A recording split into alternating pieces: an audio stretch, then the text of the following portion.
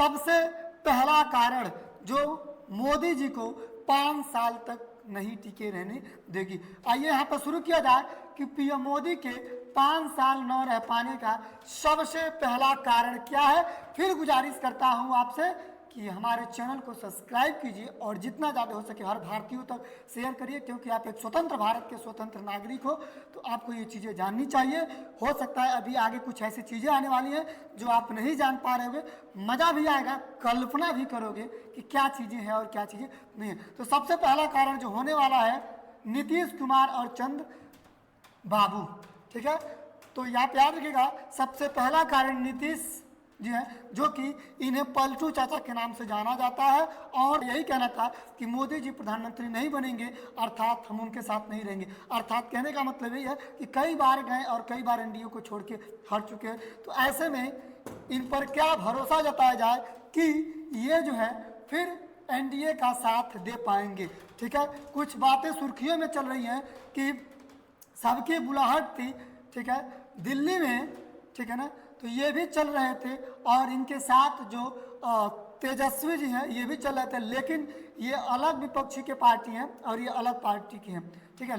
ऐसे में दोनों लोग एक ही फ्लाइट में और एक ही सीटों पर बैठे थे और बैठ के कुछ ऐसा इनका संबंध दिखा रहा था कि मानो लग रहा है कि ये तुरंत एनडीए को छोड़ के ज्वाइन कर लेंगे कांग्रेस को, अर्थात इंडिया गठबंधन पार्टी को। तो ऐसे में क्या भरोसा किया जाए इन पर। देखिए इन दोनों का मिलाव मीडिया के कैमरे में कुछ कैद भी किया गया है कि दोनों लोग आपस में मिले हुए हों, ठीक है। अर्थात इन पर कोई भरोसा नहीं किया जा सकता है कि कब ये छोड़ दें, ठीक है। तो चलिए सबसे पहला कारण तो ये है। और बात करें किसकी, इनकी यानी चंद्रबाबू नायडू की, तो जिस तरीके से ये एक रोचक थे वह भी सुर्खियों में चल रहे हैं। दोनों लोगों पर ही निगाहें पहले से टिकी हुई थी कि अगर ये दोनों इनका साथ छोड़ दे तो सरकार गिर जाएगी, अर्थात कांग्रेस की सरकार बन जाएगी। लेकिन सत्यापन इन्होंने कर दिया है कि इन्होंने इसी में ही बने रहने वाले हैं। तो चलिए बात करें तो ध्यान दीजिए इनका कहना क्या है कि चंद्रबाबू को लोकसभा स्पीकर का पद और 4 कैबिनेट मिनिस्ट्री की मांग की। अर्थात इन्होंने एक लोकसभा स्पीकर की मांग की और दूसरी बात 4 कैबिनेट मिनिस्ट्री पद की मांग की। कौन मांग किया, तो यहाँ पर याद रखिएगा चंद्रबाबू नायडू जी ने, जो कि अगर मोदी जी इनको नहीं देंगे अर्थात बीजेपी वाले इनको ये 5 पद नहीं देंगे तो ये जो है एनडीए का साथ छोड़ देंगे। तो क्या है, मजबूरी है, देना पड़ेगा, क्योंकि अगर देखा जाए तो इन 4 या फिर 5 पदों में भाजपा में या बीजेपी में बड़े ही विश्वास पात्र लोग पहले से थे और उनका पद पहले से घोषित था। लेकिन अब यहाँ पे मजबूरी बन चुकी है कि इनको देना पड़ेगा, अगर नहीं देंगे तो ये धीरे से हट जाएंगे और बीजेपी की सरकार फिर गिर जाएगी। तो सबसे पहला कारण यही 2 लोग हैं, ठीक है। मोदी के 5 साल न रहने का सबसे बड़ा दूसरा कारण है 1 नेशन एंड 1 इलेक्शन। कहने का मतलब ये है कि आप कहोगे ये क्या होता है 1 नेशन और 1 इलेक्शन। जो चीज़ें अभी आपको दिखाई गई हैं पिछले सूत्रों के मुताबिक कह दे या फिर राजनीतिक के मुताबिक कह दें, जो पिछले कई दिनों से सुर्खियों में चल रहा है कि हर एक राज्य के लोग सोच रहे हैं कि अब जो है चुनाव केवल एक ही समय में कराया जाए, अर्थात सारे राज्यसभा का चुनाव एक ही बार कराया जाए, चाहे 29 राज्यों में सारे राज्यों के। इलेक्शन से पहले ही राजनाथ सिंह का ये बयान आया था कि अब जो है 1 नेशन 1 इलेक्शन किया जाएगा, अर्थात सारे राज्यों का इलेक्शन चाहे विधानसभा का हो या लोकसभा अब सिर्फ एक ही बार में होगी। अर्थात आप देख पा रहे होंगे जो चुनाव 2027 में यूपी में मुख्यमंत्री पद के लिए होने वाला है और 2025 में विधानसभा का चुनाव जो कि बिहार में होने वाला है, अब कहा जा रहा है कि सबको समेट के केवल एक ही जगह पर लाया जाएगा, अर्थात सबका मिडिल रैप देखा जाएगा, बीच अवस्थाएं देखी जाएंगी, उसी अवस्थाओं पर जो होगा चुनाव होने वाला है, ठीक है। यहाँ पर आप देख पा रहे होंगे दौर में होंगे जो मान लीजिए 2025, 2026 और 2027 और 2028, यानी जो लगातार ये बनने वाले थे, ठीक है ना, अब सबका इमीडिएटली देखा जाएगा, अर्थात बीच वाला भाग देखा जाएगा, मध्य वाला भाग देखा जाएगा, जो कि अगर देखा जाए तो 27 में चुनाव होने वाला है यूपी का, उत्तर प्रदेश का, 25 में होने वाला है किसका, बिहार का, ठीक है, बिहार का चुनाव होने वाला 25 में, उत्तर प्रदेश का चुनाव वाला 27 में, और भी कुछ राज्य ऐसे हैं जो 2025 में ही चुनाव कराएंगे। तो ऐसे में क्या किया जाए, क्या सबको एक साथ कर दिया जाए, सबको जो है 2026 में कर दिया जाए, और 2026 में अर्थात इनका एक साल घटा दिया जाए और इनका एक साल बढ़ा दिया जाए, सबका चुनाव 2026 में रख दिया जाए और करा दिया जाए। तो क्या 2026 के बाद फिर एक बार और इलेक्शन होगा? मोदी जी का दौरा केवल 2025 तक ही चलने वाला है, 2026 के बाद क्या फिर से चुनाव होगा? तो हाँ, हो सकता है, क्योंकि बीते कुछ दिनों से बड़ा ही चीज सुर्खियों में चल रहा है, इनका ही कहना है कि जो है वन नेशन वन इलेक्शन होना। तो चलिए, ये रहा सबसे बड़ा दूसरा कारण, वन नेशन वन इलेक्शन, सबको एक साथ करने का, ठीक है, ये रहा दूसरा सबसे बड़ा कारण। लेकिन कहा जाए तो तीसरा कारण, उम्मीद करता हूं भारतीयों कि आपको समझ में आ रहा होगा। सबसे पहला कारण था नीतीश और नायडू का बदलना, अविश्वास उनका। दूसरा कारण वन नेशन वन इलेक्शन, सबको एक साथ समेट के ले आना, पूरे राज्यों का फिर से इलेक्शन करा के सबको एक साथ लेके चलना। तो दूसरा कारण था। तीसरा कारण क्या है? परिसीमन। चले, तीसरा सबसे बड़ा कारण क्या है? डेलिमिटेशन, और क्या लिखा है? कमीशन। अर्थात डेलिमिटेशन और कमीशन क्या होता है, जिसे कहा जाता है परिसीमन। अर्थात परिसीमन है क्या?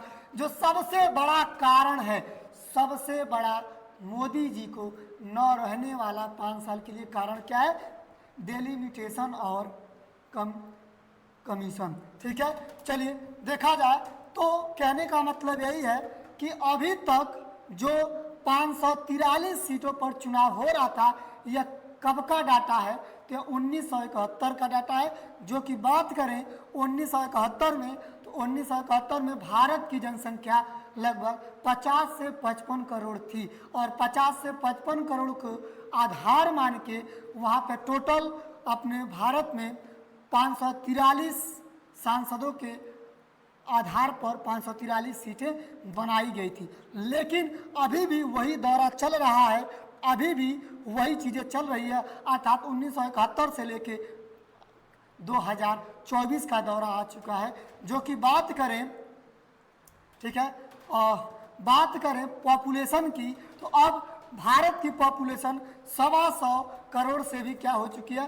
अधिक हो चुकी है। और हमारा आर्टिकल 82 के तहत, यानी 82 आर्टिकल के तहत 2026 तक ही इनका जो है केवल नियम लागू होने वाला है। अर्थात इनका जो है केवल एक्सपायरी डाटा बोल सकते हैं, जो 2026 तक ही रहने वाला है। किसके तहत?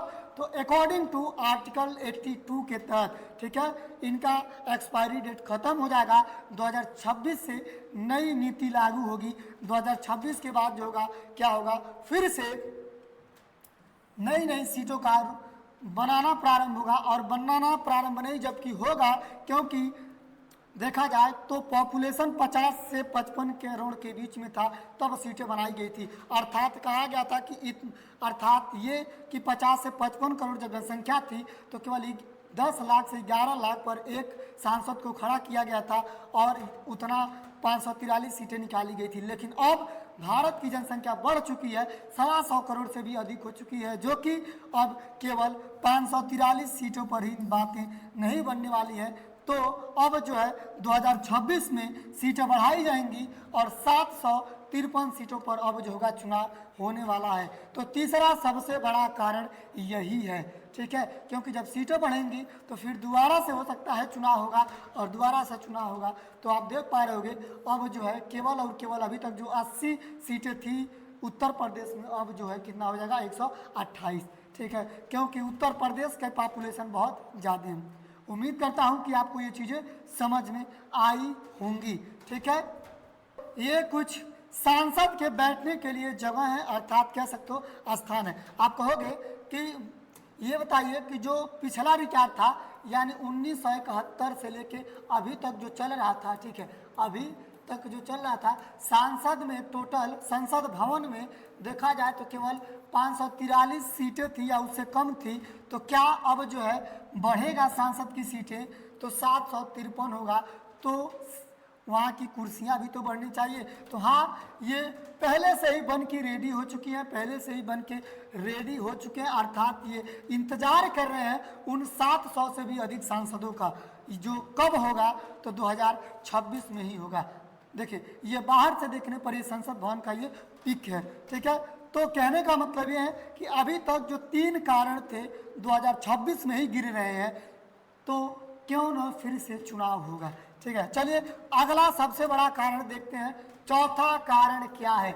जो चौथा कारण क्या कहता है, वुमेन रिजर्वेशन बिल 2023, अर्थात महिलाओं को भी एक ऐसा अधिकार मिलेगा कि, देखिए यहाँ पर भी एक चीज़ें दिखाई गई हैं कि वुमेन्स रिजर्वेशन बिल 2023, यानी बात करें तो 1971 से लेके अभी तक ये जरूरी नहीं था, अभी तक ये जरूरी नहीं था कि महिलाओं को जो है कितना 1/3 तक, अर्थात कितना तिहाई तक बात किया जा सकता है, 3/3 तक सीट दिया जाए।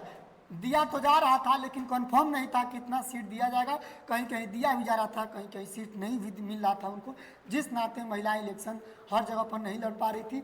लेकिन अब इस वुमेन रिजर्वेशन बिल 2023 के तहत अब महिलाओं को अभी अधिकार होगा कि उनको भी जो होगा 1/3 सीटें महिलाओं के लिए रिजर्व कर दी जाएंगी, ठीक है ना। यानी 700 से अधिक जो सीटें होंगी 2026 के बाद महिलाओं को, ठीक है ना, अब जो है 1/3 भाग उनको भी रिजर्व कर दी जाएगी, अर्थात महिलाएं भी स्वतंत्र तरीके से चुनाव लड़ सकती हैं। तो ये कब लागू होगा, तो ये 2026 में इनका पालन किया जाएगा, ठीक है। यानी ये अभी 2026 पर ही गिर रहा है। आप देखोगे 756 से, ठीक है, लगभग बात किया जाए तो 115 सीटों पर महिलाओं का अधिकार होना चाहिए। कह सकते हो कि जो 756 जो सीटें थी, 756 सीटें सी जो अनुमान लगाया गया है कि 2026 के बाद इतना सीटें आएंगी, तो इसका अगर आप 1/3 सीट निकालोगे तो 1/3 लगभग आ सकता है कि 115 सीटों के करीब जो होगा महिलाओं को दिया जाएगा, और महिलाएं जो होगी इस पर सांसद का चुनाव लड़ सकेंगी, महिलाओं का यह अधिकार होगा, ठीक है। तो ये था चौथा सबसे बड़ा कारण जो कि 2026 में ही महिलाओं को हो सकता है कि अधिकार दिया जाएगा। तो ये भी 2026 में ही आके अटक गया, ठीक है।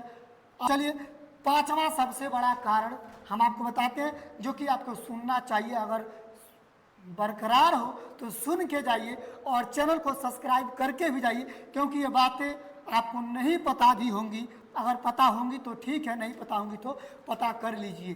क्या कह रहा है कि जो सबसे बड़ा कारण, पांचवा कारण मोदी के 5 साल न रहने का क्या है। देखिए यहाँ पर अरविंद केजरीवाल अपने हर भाषण में ये बातें बोल रहे थे, क्या बोल रहे थे, जो कि इसी की वजह से अगर देखा जाए तो बीजेपी में कुछ हार का कारण यही है, पांचवा कारण ही है। देखिए यहाँ पे अरविंद केजरीवाल का हर जगह भाषण में बोले जाने वाला यह शब्द है। अब यह शब्द है क्या, तो आप बड़े ही दिनों से सुर्खियों में चल रहे हैं कि अरविंद केजरीवाल अपने हर भाषण में कह रहे हैं कि मोदी जी प्रधानमंत्री पद पर नहीं रह पाएंगे। क्यों? क्योंकि ये बीजेपी में ही ये रूल रेगुलेशन बनाया गया है कि 75 साल के बाद उसमें कैंडिडेट को बाहर कर दिया जाएगा, अर्थात रिटायर्ड कर दिया जाएगा। और मोदी जी जो है 73 साल के हो चुके हैं, ऐसे में उनका कार्यकाल केवल 2 साल का ही होने वाला है, तो वे जो होंगे अपने पद से हट जाएंगे। और अरविंद केजरीवाल जी हर भाषण में कह रहे थे कि आप अमित शाह जी को वोट दे रहे हो प्रधानमंत्री जी बनाने के लिए। बीजेपी के नियम क्या थे, नियम बनाए गए थे कि 75 साल के बाद किसी कैंडिडेट को पार्टी से रिटायर्ड होना पड़ेगा, यानी जो बीजेपी में मौजूद होगा चाहे पद पर रहे या पद पर न रहे, 75 साल की एज जब हो जाएगी तो उन्हें रिटायर्ड कर दिया जाएगा, ठीक है। 75 वर्ष में रिटायर्ड होने वाले नाम कुछ सुने होंगे, अटल वाजपेयी जी, ठीक है ना, जो कि अपने आप में एक बड़ा ही कड़क प्रधानमंत्री थे। देखिए जो 75 वर्ष में रिटायर्ड होने वाले जो कैंडिडेट हैं, एक अटल जी हैं और एक अडवाणी जी हैं और एक मुरली मनोहर जोशी जी, यानी यही 2-3 लोग ऐसे हैं जो 75 साल के एज में इनको रिटायर्ड कर दिया गया। और ये रूल रेगुलेशन के हिसाब से बीजेपी में, ठीक है ना, बीजेपी क्या है यानी भारतीय जनता पार्टी का यह नियम था कि 75 साल के बाद जिनकी भी एज पूरी होगी हटा दिया जाएगा। लेकिन अब देखोगे तो 73 वर्ष पूरे हो गए हैं किसके, पीएम का, यानी प्रधानमंत्री नरेंद्र मोदी जी का 73 साल पूरे हो चुके हैं और केवल 2 साल ही बचे हैं।